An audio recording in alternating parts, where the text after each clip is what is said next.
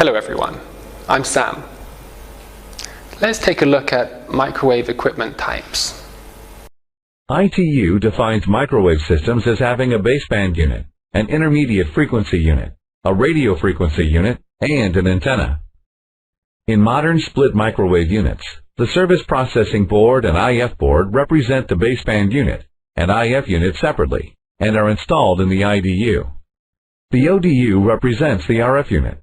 IF cables connect the IDU and ODU. The ODU is installed outdoors and is mounted to an antenna directly or through a flexible waveguide. As technology continues to develop, baseband, IF, and RF units are being integrated into one module. These systems are called full outdoor microwave. In scenarios where outdoor maintenance is difficult, baseband, IF, and RF units can also be installed indoors. These systems are called full indoor microwave. That's all for today. Thank you.